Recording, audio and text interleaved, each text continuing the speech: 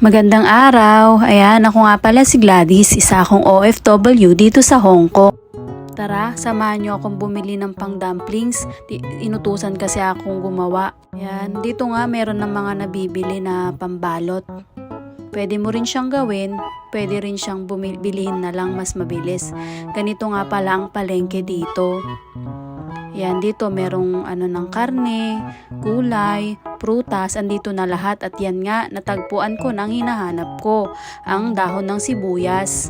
Pero iba siya, hindi kagaya sa Pinas. Ayan, ito yung makakapal, tapos repolyo na halagang $10 or 70 pesos naman sa Pinas. 'Di ba? Ang liit lang pero ang mahal. Pero syempre, yan na yung pinakamura dito. Ayan, at ayan na nga, nagbayad na ako. Ganito naman ay iba't ibang klase. Ganito ipapasyal ko muna kayo kung ano ang palengke nila dito. Ayan, 'di ba? Napaka simple, napakalinis at talagang naka-arrange po lahat. Ayan, at dito nga makikita nyo na ang tindahan ng mga seafoods, ng mga isda is parang nasa aquarium. Talagang fresh na fresh siya pag binili mo siya. Ayan. O, 'di ba? Konting lakad lang, ganyan, napakalinis talaga, wala kang masabi. Nga, umuwi na ako, hinugasan ko na nga yung nabili ko. Ayan, unang-una, pinahihiwa-hiwalay ko muna yung mga dahon para maalis at maisa-isa ko kung yung may mga lupa na naman nakadikit, kailangang matanggal, ibababad sa tubig at huhugasan siya. Ayan. Ganito nga lang pala ang ko dito pag Sabado. Minsan wala sila, minsan naman andito. Pero mas gusto ko pag lagi silang wala. Pero syempre, hindi pwedeng tunganga lang. Ayan.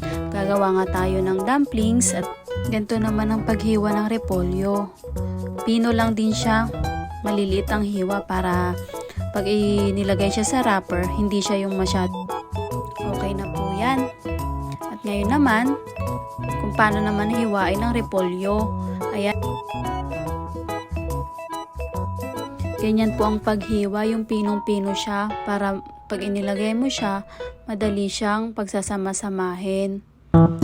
Ang nga niyan, bawang, tapos sibuyas. Ayan po yung sibuyas na dahon, hihiwain mo din siya ng maliliit. Ganyan lang po siya, tatapusin mo hanggang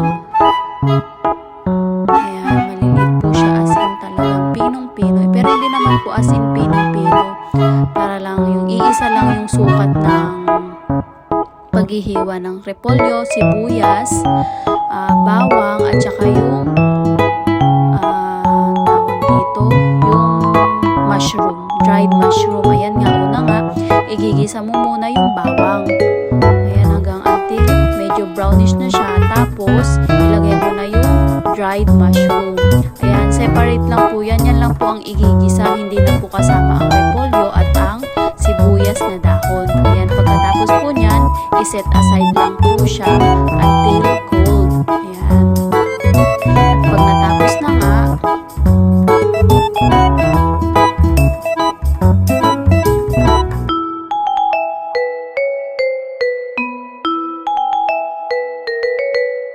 sa isang lalagyan, pagsasama-samahin na ang repolyo.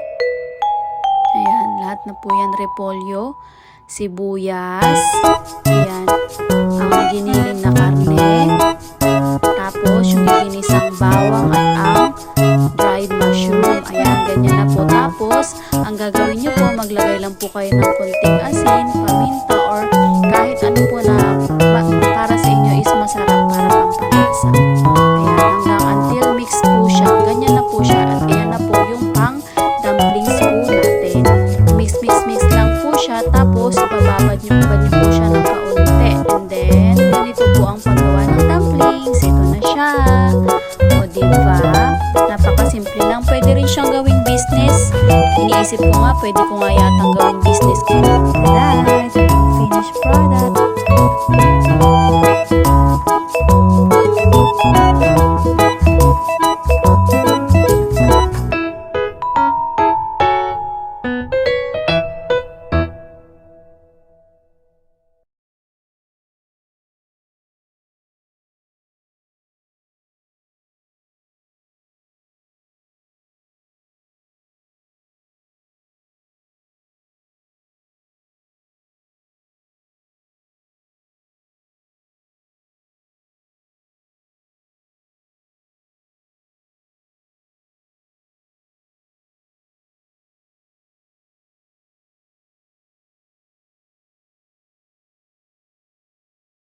Ito na po ang finished product.